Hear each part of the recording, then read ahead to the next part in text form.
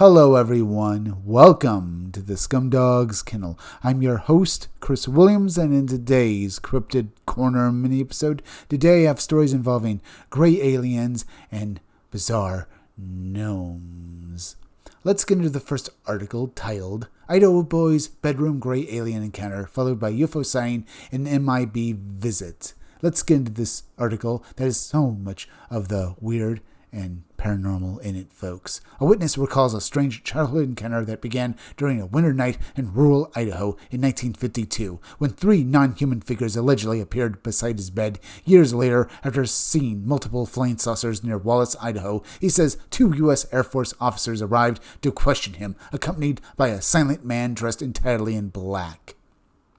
So this is all the earmarks with tidbits from different stories, folks, of stuff we know to encounter with UFO lore, folks. So let's continue. One winter night in 1952, I was fast asleep in the west bedroom near the stairs when I was awakened by a strange pulsating hum. I sat straight up and turned to my left. In the next room, I saw three ghostly figures begin to materialize as they approached my bedside. Please remember that this was rural Idaho. We had no electricity, and at that point in my life, I had never been to a movie or heard a radio show. I had no point of reference for what I was seeing.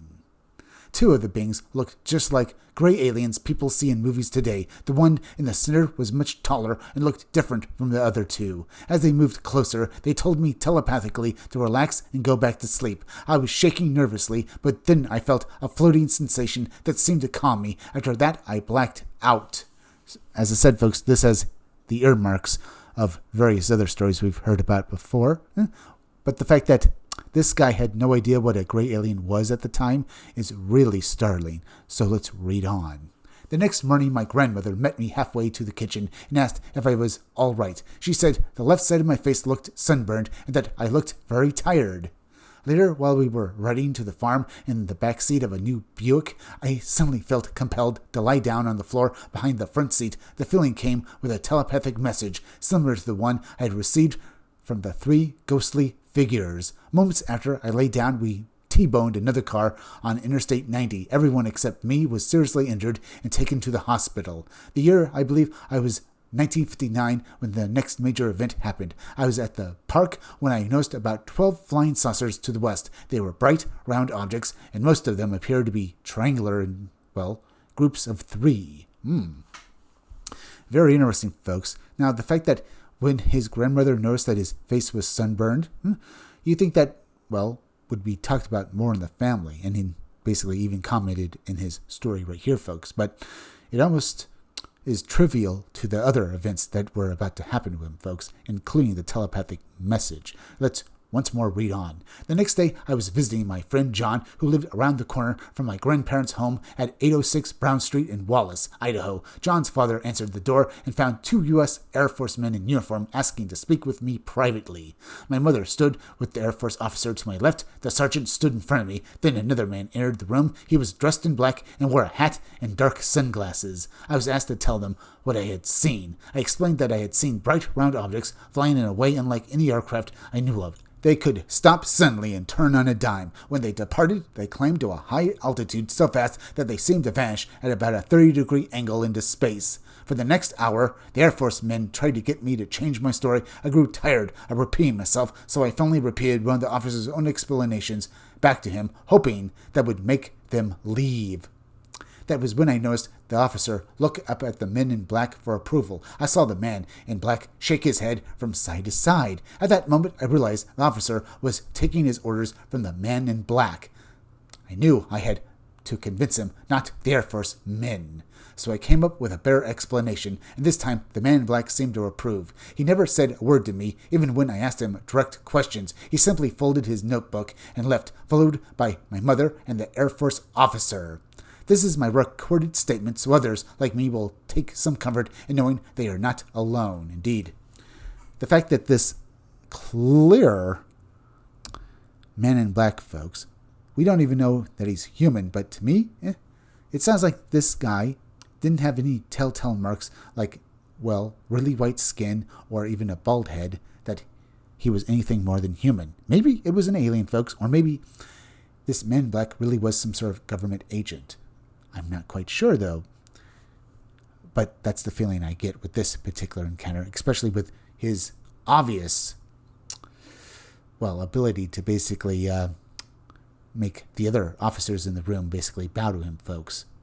Or should I say, basically, he's obviously in a higher position than they are, is what I'm trying to say. Either way, let's move on to the next article. The Porterville Gnome. Evil little man terrorizes Tool River farmhouse in California. Sorry about being, a bit of prep there, folks, but I just want to move on to the next article now. A strange account from near Porterville, California, describes repeated encounters with a malicious, gnome-like humanoid on a rural farmhouse property near the Tool River. The report involves two separate families, eerie activity around an old barn, disappearing animals, and a small bearded figure that seemed to appear only after dark. What began as a feeling of being watched soon became one of the more bizarre little people cases reported in California's Central Valley. Sounds phenomenal, folks. Let's read this bizarre encounter with this, fairy-like being, and hear the entirety of the account. Let's get into it now.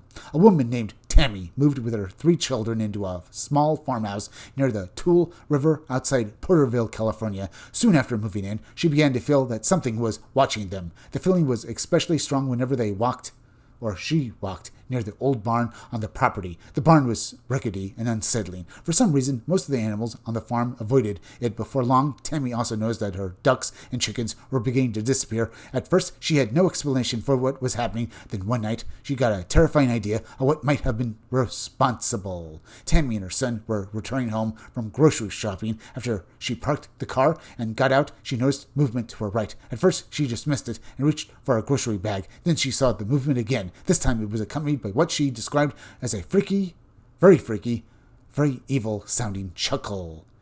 This is terrifying, folks. It also sounds almost staged. I'm not saying she's a liar, but maybe this could have been some sort of hoax, perhaps, done on her, maybe?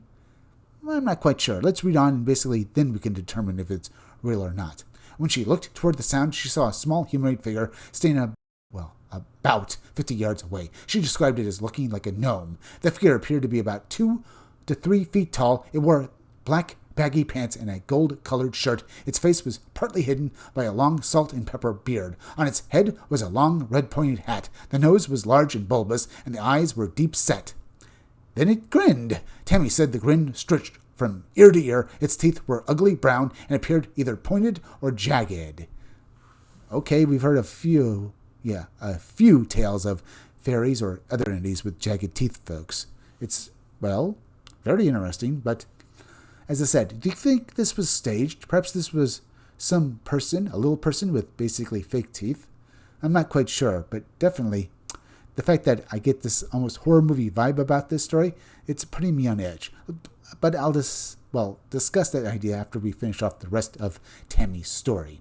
Either way, horrified, Tammy dropped the groceries and grabbed her son and ran for the house. The cackling little man came after them. Tammy managed to get inside and was telling her 2 daughters what had happened when she saw movement outside the kitchen window. When she checked, she saw the top of the creature's red-pointed hat moving back and forth beneath the window. After what felt like an eternity, the figure finally disappeared. Tammy was then able to retrieve the groceries from the car. That was the only time she clearly saw the figure, but until she moved away from the farmhouse, she would still hear that same creepy chuckling coming from the old barn. It felt as if the thing was taunting her. This might have seemed like an isolated incident, but the account did not end with Tammy and her family. Yes, this did not end with Tammy. Apparently another family who lived in the same house also encountered the same creepy entity, folks. So let's read their account as well. In March 2010, another family reportedly moved into the same house near the Tool River. According to the wife, Charlie, the property seemed perfect for what her family needed. Her husband especially liked the pond on the property. He decorated the area with fairies, gnomes, and toadstool yard ornaments, then stocked the pond with Japanese koi fish.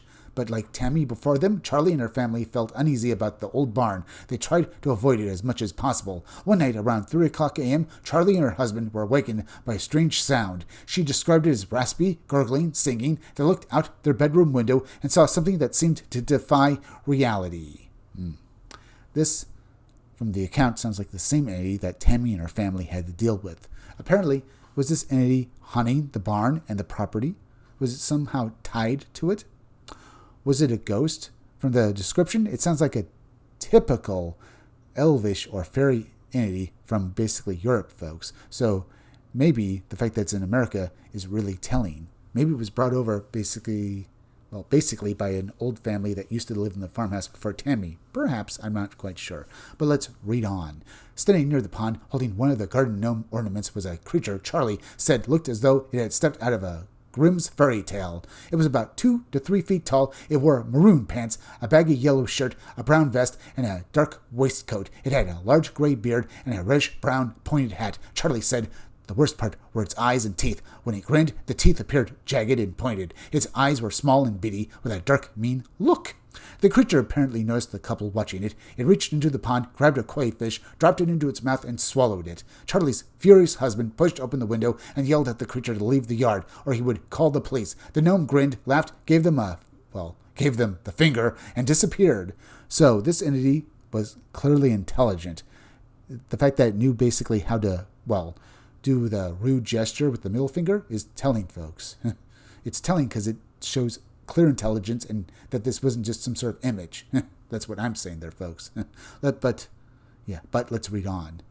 The police were called and were told that there was an intruder on the property. When they arrived about an hour later, the only evidence reportedly found was a set of small footprints around the pond, roughly the size of a child's. The creature continued to visit the pond night after night. It was seen holding a yard ornament and eating one of the fish. Eventually, the family removed the ornaments and brought the remaining koi inside, placing them in a tank. The gnome did not react well. At its usual appearance time of around 3 o'clock a.m., the creature returned and discovered the yard ornaments and fish were gone. It erupted into a frenzy. It screamed and shouted in a language no one could understand, though the family clearly understood that it was enraged.